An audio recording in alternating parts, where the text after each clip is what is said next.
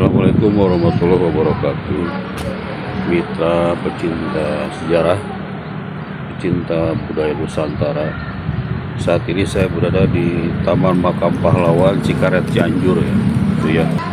Di sini bersembayam para kusuma bangsa ya, para pahlawan. Makamnya terawat dengan rapi ya. Ini ya.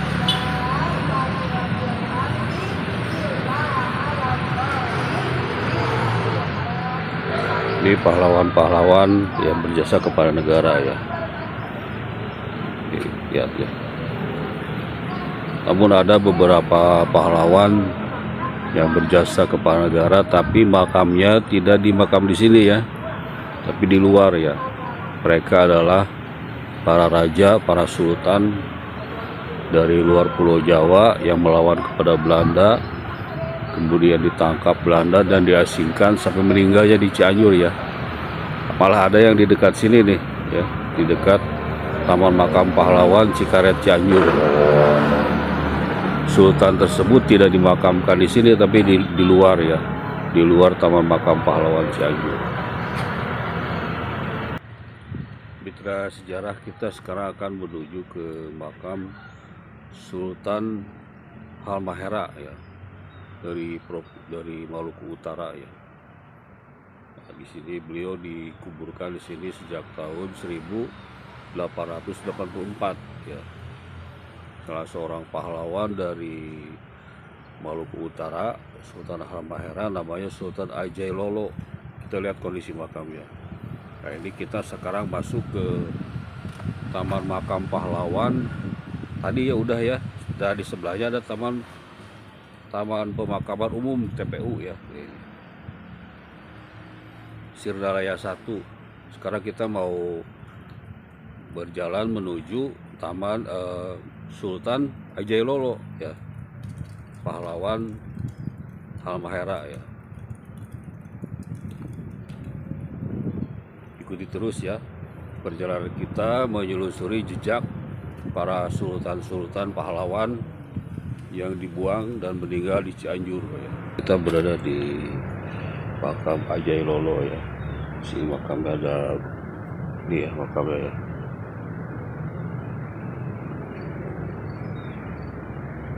Tidak berbentuk makam tapi ini masih bebatuan ya. Ini ya, di beliau ya. Ini makam Ajay Lolo ya, Sultan dari Halmahera Utara ya. Dari Halmahera Maluku Utara ya, ini makamnya ya. Kita berada di ya, Assalamualaikum, Sultan Haji Ajay Lolo ya, ini ya. Ikut ya, ini makamnya ya. Yang sama ibu yang suka mengurus makam ini ya. Bu, itu sok aya nu jarah teh ka dieu ti keluargana, Bu. Tos lami aya. Tos sabaraha taun ya? Ampun, oge santos eta we corona sareng Covid. Oh. Jadi sudah lama tidak diziarahi, Bu ya? Iya. Oh. Tapi kemarin ada yang datang tapi dari apa tuh cari-cari teh dari mana ya? Wartawan ya. Sanes. Pohon. Difotoin, Mbak. Pohon. Foto-fotoin. Di keluarga mah di 2018 berarti teh udah kali deui Bu ya. Oh.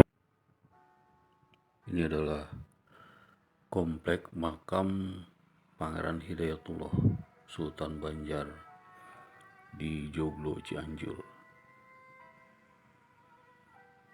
Ternyata di dalam komplek makam ini tidak hanya makam megah Pangeran Hidayatullah, ada juga pahlawan lainnya yaitu Sultan Ibrahim Khaliluddin ya. Nah, ini komplek makam Pangeran Hidayatullah. Ini makam Pangeran Hidayatullah yang megah ya. Ternyata di dalam ini ada makam Sultan Kesultanan Pasir, Kalimantan Timur ya. Beliau adalah Sultan Ibrahim Khaliluddin. Terlahir dengan nama Aji Meje dan setelah menjadi sultan bergelar Sultan Ibrahim Khaliluddin. Beliau adalah sultan terakhir Kesultanan Pasir terletak di bagian timur Pulau Kalimantan.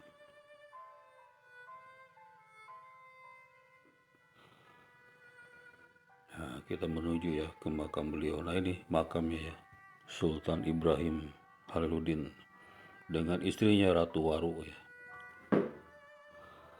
Sultan Ibrahim Haliluddin bertahta tahun 1900 sampai dengan 1906 ya. Sejak turun tahta pada tahun 1906, beliau menjadi pemimpin Syarikat Islam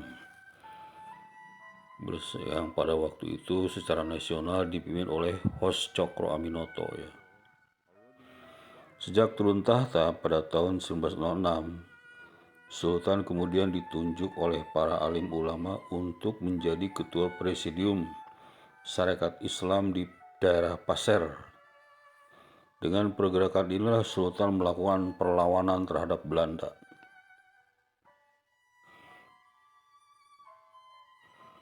Puncaknya terjadi pada tahun 1915 sampai dengan 1916, di mana peperangan terbesar terjadi di daerah Pasir.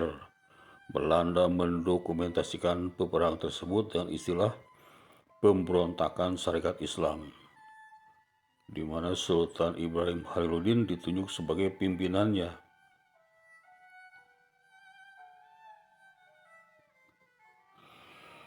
Kepura-puraan Sultan Ibrahim yang selama ini terlihat baik terhadap Belanda pada akhirnya terbongkar juga. Ternyata otak dari semua perlawanan ini adalah Sultan Pasir ya, Sultan Ibrahim Haliluddin ya. Beliau kemudian ditangkap pada bulan Februari 1916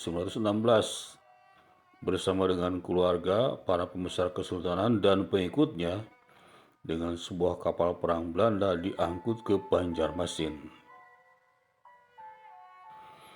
Di suatu persidangan di Banjarmasin tanggal 31 Juli 1918 keluar vonis Belanda yang menetapkan Sultan Ibrahim Haliluddin beserta adik tirinya Aji Meja diasingkan seumur hidup.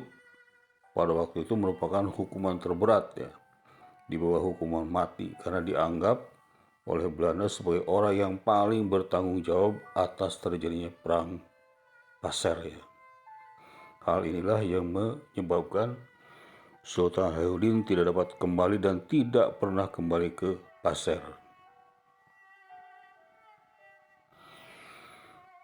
Sultan kemudian dibawa ke Jakarta, ke Cimahi, dan terakhir ke Cianjur ya, pada tahun 1928. Selama di Cianjur, beliau tidak pernah mendapat tunjangan dari penjajah Belanda yang seharusnya menjadi hak beliau ya. Malah untuk berobat saja beliau tidak diberikan keringanan. Beliau betul-betul dimiskinkan di Cianjur sampai wafatnya tahun 1930 ya.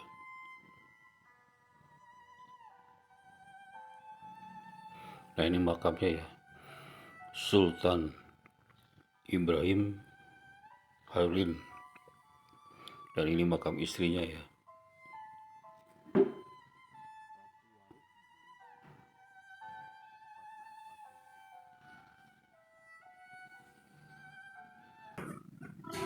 Dia foto Sultan Ibrahim Haliluddin ya.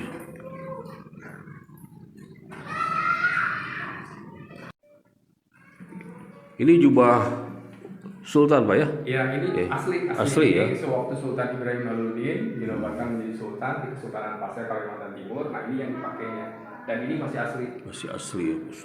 Udah berapa ratus tahun Pak umurnya Pak? Ini ketika dinobatkan tahun 1900. Jadi udah 100 tahun Pak ini. Sekarang 2025 Pak ya. Mitra pecinta budaya Nusantara, ini saya bersama Bapak Beni. Beni lah namanya Pak, lengkapnya Pak? Haji Beni Sari Firman Salihuddin.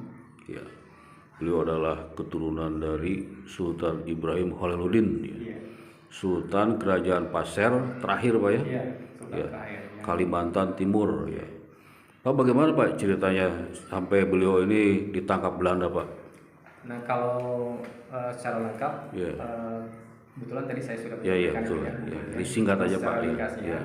bahwa Sultan Ibrahim Halil kemudian setelah beliau turun tahta tahun 1906, itu beliau kemudian di sana di Pasir itu mendirikan yang namanya Sarekat Islam. Dia dipilih sebagai Presiden Sarekat Islam wilayah timur di Kalimantan. Kemudian pada saat itu di sana sendiri ada terjadi pemerintah kolonial Belanda saat itu ada melakukan tindakan-tindakan sepihak kepada rakyat yang kemudian tidak berkenan. Rakyat pada saat itu melaporkannya pada Sultan Ibrahim Haliludin. Kemudian Sultan Ibrahim Haliludin akhirnya beliau berkoordinasi dengan yang lain melakukan perlawanan lah. Jadi Sultan Ibrahim itu ada dua. Pertama dia melakukan perlawanan fisik, artinya perang terbuka itu Pak. Dari 1915 sampai 1916. Selain itu juga dia melakukan perang pergerakan Pak. Perang pergerakan secara politik dia pergerakan. Makanya beliau pada tahun 1918 ketika beliau pada saat di sidang di Banjarmasin, pada saat di sidang di Banjarmasin itu sebelum keluar vonis Belanda itu H.W. Sukramenoto sebagai ketua umum ya. Pada saat itu kebetulan beliau berada di sana Pak. Jadi ketika sidang akan putusan Sultan Ibrahim Haliludin oleh pemerintah kolonial Belanda dibuang itu, kebetulan H.W. Sukramenoto ada di sana. Beliau menulis Pak. Jadi membuat tulisan membela Sultan Ibrahim Haliludin, dan itu tercatat Pak, ada tercatat gitu ya. Jadi tercatat di koran Belanda. Kemudian dari sana 1918 akhirnya beliau kemudian diputuskan oleh kolonial Belanda dihukum buang seumur hidup Pak. Jadi dia tidak boleh kembali lagi ke Pasir, dihukum buang seumur hidup. Pertama itu selain Sultan Ibrahim itu ada beberapa yang lain, termasuk saudara satu ibunya juga ada yang dibuang. Kalau saudara satu ibunya dibuang ke Padang, Sultan Ibrahim sendiri pertama kali dibuang ke Teluk Betung Pak. Kemudian dari Teluk Betung dipindahkan ke Batavia, ke Jakarta. Dari sana kemudian ke Cianjur. Ada yang menyebutkan sebelum ke Cianjur itu ke Cimahi terlebih dahulu. Jadi 1928 dari data yang kami ada itu beliau sudah ada di Cianjur. Seperti itu. Kemudian beliau itu wafat pada tahun 1930 Pak. Itu ketika tiba di Cianjur berapa ratus orang Pak yang dibawa beliau sebagai rombongan atau keluarga? Kalau yang dibawa itu, kalau anaknya sendiri kan cuma satu Pak. Oh iya. Nah, jadi kalau anaknya sendiri cuma satu, jadi beliau beserta anak cucunya dibawa ke sini dan beberapa dari saudara-saudaranya gitu. Jadi ada keluarga dan ada saudara yang dibawa ke sini. Pada saat dibuang ke Cianjur, memang ada semua di sini. Yang kemudian ditempatkannya itu yang sekarang jadi Kampung Banjar itu Gang Banjar, dekat Perhutani itu Pak. Yang Gang Banjar itu yang di yang sebelah Joglo bawah timur ini terminal Joglo. Kalau sekarang itu apa? Joglo bawah. Akong ya Joglo bawah. Nah kayak itu jalan apa di sana itu? Yang jalan Yosudarso ya Pak ya, sebelah ke sekarang yang Yosudarso, kemudian jalan Arciko itu ya, ada Cikondang gitu, ada yang pertigaan itu ya seperti itu. Nah kalau tempatnya itu dulu itu di sana Pak. Kalau yang jajaran Arcikonya itu adalah anak-anaknya gitu ya, keturunannya. Kalau yang di tengah itu, di tengahnya itu beliau ada di tengah.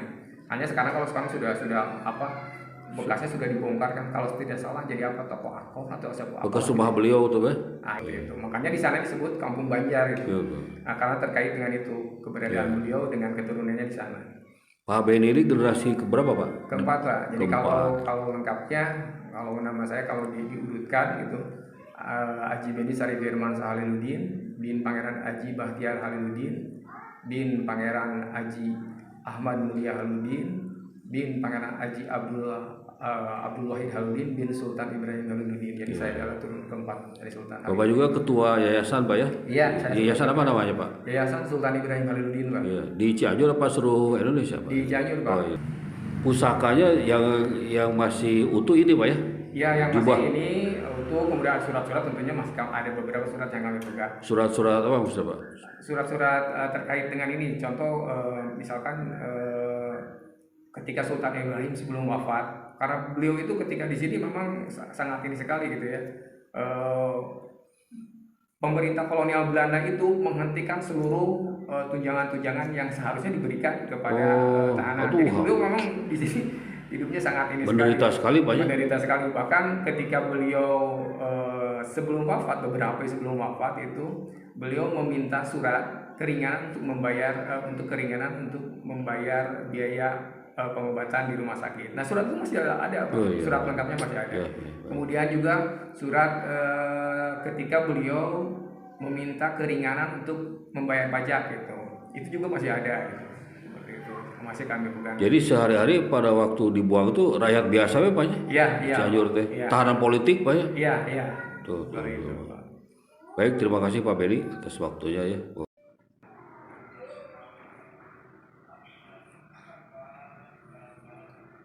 Ini jubah ya, jubah Sultan ya. Nah, ini jubah Sultan Ibrahim Jalaluddin, sudah 200 tahun ya umurnya. Alhamdulillah masih terawat dengan baik ya.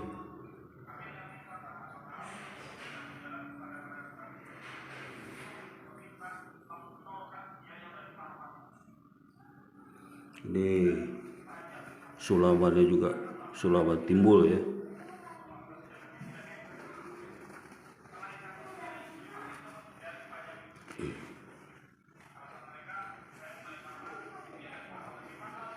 Ya, dokumen-dokumen dari Sultan Ibrahim Jalaluddin ya. Kumaha Pak?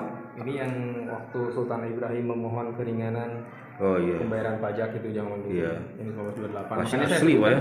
1928, makanya saya sebutkan itu. Iya. Nah, ini data beliau udah di Cianjur Pak ini Pak. Oh iya. Tahu seperti itu Pak ya? 1928. Iya. Oh iya. Kemudian yang ini Pak, sebelum wafat itu yang surat itu ya.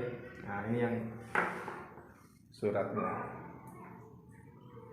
Nah, memohon Surat permohonan keringanan pajak Pak ya? Kalau ini keringanan untuk ini apa, keringanan untuk yang keluar dari rumah sakit Pak. Oh iya. Karena sampai seorang raja bisa sangat kaya raya, tapi kemudian sebelum beliau wafat. Nah, ini surat-surat. Nah, ini kalau ini yang Ratu Waru dari surat-surat istrinya. Nah, ketika beliau Ratu Waru wafat, nah ini kebetulan kakek saya yang ngurusinnya Pak ini nih. Pada zaman Jepang, saat zaman Jepang ini, pada saat penguburan. Yang memohon itu dulu adalah kakek saya, Pak Nama Mulia. Nah, ini ketika Ratu Waru, istri Sultan Ibrahim wafat tahun 44, kemudian kakek saya meminta izin kepada pemerintah Jepang waktu itu untuk dimakamkan di sana tuh, di sebelah yang dekat di komplek makam Jatiluhur itu. Sultan Ibrahim Jalaluddin sedang dalam proses pencalonan untuk mendapatkan gelar pahlawan nasional. Kita doakan ya, semoga beliau mendapat gelar pahlawan nasional dan menjadi suri tauladan bagi kita semua ya.